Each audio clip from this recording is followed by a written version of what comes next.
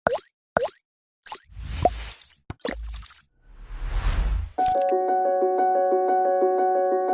Congers, selamat datang di podcast EOS Ebis on Sky. Kembali lagi bersama aku, Adi Gunanda Fitra dari 2T4 Teknik Telekomunikasi A dan teman aku. Aku Yunita Ayu Andrian Putri dari 2D3 Teknik Telekomunikasi A. Nah, pada kali ini kita kedatangan narasumber yang hebat nih Put. Wah, siapa ya? Siapa tuh deh? Nah, ini dia Mbak Zia. Halo Mbak Zia. Halo Mbak, apa kabar? Halo, apa kabar juga? Di sini alhamdulillah aku baik sih. Gimana kalian? Alhamdulillah sih Mbak, aku baik juga. Alhamdulillah baik juga Mbak. Nah, kemarin Mbak Zia ini pemenang PINAS atau Pekan Ilmiah Mahasiswa Nasional loh. Tuh kan keren banget kan Pun. Wah, keren sih deh. Keren banget Mbak Zia ini. Langsung aja kita tanya-tanya ini. Yang pertama, acara PINAS itu acara apa sih Mbak kemarin? Oke, aku jawabnya nggak formal banget ya. Iya Mbak, nggak apa-apa kok. Santai aja di sini. Oke, PIMNAS itu sebenarnya kayak puncak acara dari serangkaian acara PKM. Seperti yang kalian tahu kan ya, kalau kayak di dunia mahasiswa itu kan ada yang namanya Pekan Kreativitas Mahasiswa atau PKM. Nah, serangkaian acara PKM ini punya acara puncak yaitu namanya PIMNAS. Nah, itu tuh diseleksi dari orang-orang atau tim-tim dari PKM yang udah dapat pendanaan, terus diseleksi lagi setelah melalui MONEF, PKP 2. Nah, itu nanti ada diseleksi jadi peserta PIMNAS. Jadi PIMNAS itu kayak benar-benar acara puncak dari serangkaian PKM itu. Kayak gitu. Berarti sebelum masuk ke PIMNAS itu masih ada tahapan seleksinya gitu ya Mbak ya? Wah, panjang sih malahan. Kayak soalnya kan PIMNAS itu puncak dari PKM ya. Nah, seperti yang kita tahu kalau PKM itu sebelum masuk ke Dikti itu kan juga harus diseleksi dari kampus dulu kan. Apalagi aku barusan dapat info juga sih ya. Ini nggak tahu ya, kayak maksudnya bener udah valid atau enggak, tapi aku dapat info ini tuh pas waktu diundang sama Pak Ali Ridho, Pak Direktur. Nah, itu tuh ada yang bilang kalau kita itu kayak grade-nya tuh diturunin. Jadi sebenarnya kan Politeknik PENS ini kan ada di grade pertama misalnya kayak gitu ya. Nah, tapi politeknik lainnya itu tuh ada di grade ke-5 misalnya kayak gitu. Nah, kita itu diturunin 2 level. Jadi ke stage ketiga. Nah, yang lain itu dinaikkan 2 level. Jadi sama-sama kita tuh berada di level yang sama. Jadi kayak seharusnya kita itu punya kuota lebih banyak buat ngirimin proposal PKM ini. Ternyata itu kayak diratain semua politeknik. Jadi kita tuh benar-benar yang dapat dikit. Katanya itu yang biasanya kita bisa ngirim sampai 500 proposal, kita tuh cuma dikasih kuota itu cuma 300 gitu kalau nggak salah. Jadi benar-benar dari kampus itu harus nyeleksi dari semua proposal yang masuk. Itu baru dari kampus ya. Iya. Semakin ketat aja Mbak, makin kesini. Iya, karena dari aku masuk kuliah gitu. Karena kuotanya kan semakin dikit. Nah, itu baru dari kampus nih. Kan udah masuk dari kampus, udah lolos. Terus langsung kan ke tahap selanjutnya. Nah, itu kita saingannya tuh seluruh Indonesia, seluruh politeknik, seluruh universitas. Nah, dari PEN sendiri yang masuk pendanaan PKM itu hanya 24 tim. Cuma 24. Nah, dari 24 ini juga harus ada melalui kayak MONEF, harus ada PKP 2, harus presentasi lagi, harus nyiapin laporan kemajuan, laporan akhir. Sepanjang itu baru akhirnya diseleksi lagi ke PIMNAS. Nah, baru kalau yang udah lolos PIMNAS ini itu ikut acara puncak. Nah, dari PENS kemarin dari 24 tim yang keterima PIMNAS itu ada 5, salah satunya kelompokku gitu. Wah, proses yang bener-bener panjang banget. Wah, keren banget ya pasti itu Put. Keren dan sedikit melelahkan tapi puas ya Mbak ya. Allah sih bener. Tapi alhamdulillah puas kok sama hasilnya. Oh iya Mbak, dari mana sih datangnya inspirasi untuk mengikuti PINAS kemarin itu Mbak? Oke, Oke, kalau inspirasi Pimnas berarti kita bahasnya inspirasi PKM juga kan ya, soalnya awal-awal acaranya itu PKM. Kalau inspirasi PKM sebenarnya aku juga cuma coba-coba deh, kayak habis ikut sertifikasi, habis ikut acara-acara gitu kan, terus kok nganggur, terus apa ya enaknya, kok ternyata ada mbak-mbak ini satu tim itu kan kayak ngajuin judul TA. Nah mereka kan satu angkatan nih, jadi kayak butuh orang buat sebagai persyaratan si PKM-nya. Soalnya PKM kan nggak boleh satu angkatan semua kan, harus beda tingkat, beda angkatan gitu. Nah jadi akhirnya ya udah aku menawarkan diri buat ikut. Terus mbaknya itu juga kayak langsung oh iya boleh, langsung membolehkan kan. Ya udah akhirnya aku ikut. Itu juga cuma coba-coba gara-gara kayak kok nggak ada kegiatan, nggak sih? Itu Coba-cobanya sampai tingkat nasional. Keren banget. iya coba-coba berhadiah ya kayaknya. Dapat hadiah gitu. Bener-bener. Oke. Bisa diceritain nggak Mbak, bagaimana sih kondisi sama suasana yang Mbaknya ikuti kemarin itu? Suasana di acara Pimnasnya ya berarti. Ya. Sebenarnya kalau menurutku sendiri euforia dari Pimnasnya ini beda lah ya sama tahun-tahun yang nggak pandemi. Kita kan masih di masa-masa pandemi nih, jadi acaranya tuh diadain hybrid. Nah, yang boleh offline ke Sumatera Utara, oh ya kan Pimnas ini tuh tahun ini yang penyelenggaranya tuh USU, Universitas Sumatera Utara. Nah, kayak yang boleh hybrid itu cuma si juri-jurinya aja, jadi pesertanya itu hanya online dari kampusnya masing-masing. Ya kalian tahu sendiri lah ya gimana kalau online, jadi kan euforia yang dirasain kan kurang ya, apalagi nggak ke tempat utamanya gitu, nggak ke Sumatera Utara, apalagi bintang tamunya pas waktu itu tuh Pamungkas gitu loh, kan eman banget. Serius kalau Dikerahkan banget Mbak ya. iya kalau kalian beli kayak ikut konser kan beli tiketnya juga mahal-mahal, terus harus rebutan gitu ya. Kalau offline tuh kita udah menikmati konser gratis gitu loh Pamungkas, kok ya online, jadi kayak bener-bener disayangin banget sih itu. Kita nggak bisa ketemu sama teman-teman yang lain ya Mbak ya, bisa. Itu juga sih. Kayak kan kalau offline tuh kan pasti bisa kan, pasti punya kesempatan lebih buat kenalan-kenalan kan. Nah kalau di online ya maaf, kalau di online nggak ada sih. Ya udah kita ketemunya pas hari H doang, masuk Zoom gitu. Kenangannya cuma foto bareng waktu di akhir acara gitu. Iya bener-bener cuma foto bareng ya Allah. Kalau Mbak pasti bisa gosip-gosip gitu kita. Apalagi ciwi-ciwi, apalagi kelompok itu bener-bener cewek semua ya.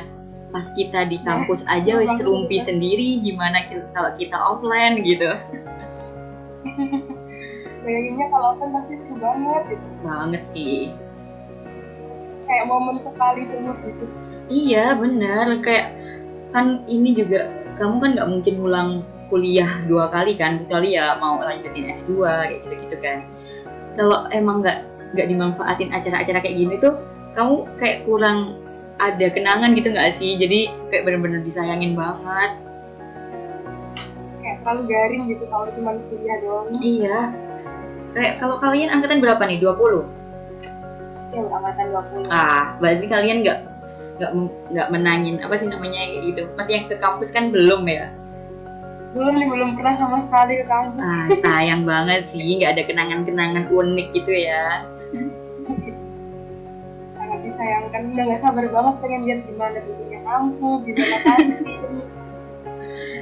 Besok kalau udah offline silakan dinikmati ya.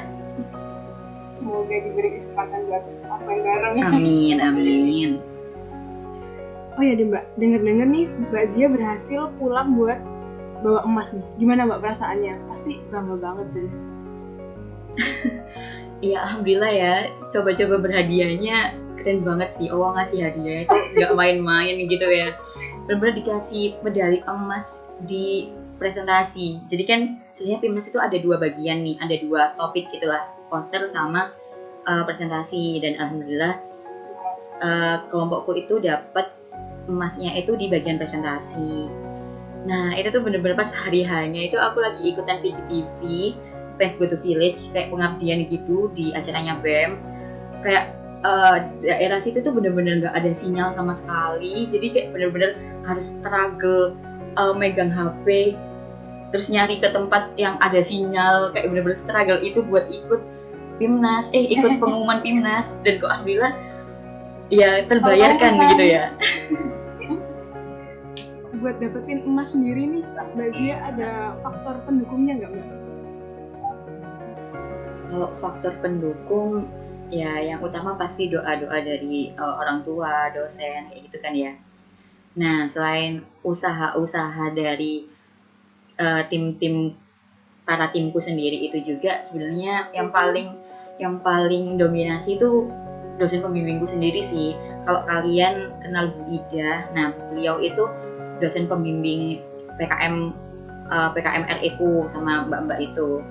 Nah itu benar-benar yang kayak nge-support banget, kayak dorong banget buat bener-bener latihan presentasi itu yang semaksimal mungkin. Terus dasarnya juga kalau bisa dibilang ya, timku itu kumpulan mbak-mbak yang 2017 itu juga yang ambis-ambis gitu kan, jadi kayak nggak mau kalah. Jadi bener-bener akhirnya tuh latihannya tuh yang bener-bener diseriusin, jadi bener-bener latihan. Nah gara-gara bener-bener latihan itu mungkin akhirnya Allah ngasih hadiah itu gitu kayak. Jadi bener-bener kayak usaha nggak mengkhianati hasil itu bener-bener ada gitu sih. Effortnya dapet banget ya Mbak ya? Banget. Soalnya bener-bener mbak-mbak itu kan juga udah nggak di kampus kan. Terus gimana struggle-nya mbak-mbak itu juga harus ke kampus latihan, harus meluangin waktu. Itu kan juga usahanya mereka kan. Nah, alhamdulillahnya dikasih hadiah hasilnya yang kayak gini. Waktu yang Mbak butuhin buat persiapan ini semua tuh berapa lama Mbak kira-kira? Waktu buat PIMNAS-nya sendiri ya, sebenarnya untuk pengumuman dari jarak dari pengumuman PIMNAS ke acara PIMNAS-nya sendiri itu lumayan singkat sih, kayak nggak sampai 1 bulan, sekitar 3 mingguan lebih gitu. Nah untuk pengumumannya aja secepat itu ya. Terus dari kampus juga kan ngasih privilege, kayak dikasih ruangan buat intensif gitu kan, dikasih makan juga gitu. Nah tapi ada 1 minggu itu yang minggu UTS, jadi minggu itu tuh benar-benar di stop intensifnya buat kita fokus UTS. Nah jadi kayak tinggal 2 minggu aja kan. Nah tapi mbak-mbakku ini kan juga lagi udah nggak di kampus, jadi benar-benar nggak bisa. Nah kalau buat latihan presentasi kan nggak bisa kalau cuma aku doang, cuma 1 orang. Jadi benar-benar harus nunggu mbak-mbaknya ini luang, dan benar-benar luangnya itu dan benar-benar latihan presentasi yang benar-benar di kampus itu cuma 3 hari sih kalau kelompokku. Wow, cepet banget. Iya cuma 3 hari. Ya ampun, itu aku ingat-ingat juga. Jadi kayak kelompokku itu benar-benar yang ngebut gitu loh. Tapi semuanya tuh langsung terbayar lunas gitu, sama hadiah yang dibawa pulang. Kontan sih deh. Dibayar konten. Ya nih Mbak, dari tadi kan kita udah ngomongin PIMNAS nih. Kira-kira nih Mbak Zia punya nggak hobi atau another sisi dari Mbak Zia yang nggak banyak orang tahu? Apa tuh?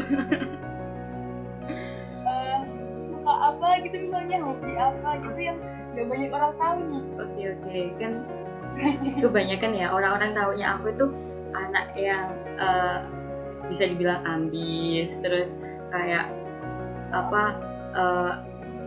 kayak aktivis banget, organisasi sana sini, kegiatan sana sini, kayak nggak pernah diem kayak gitu kan.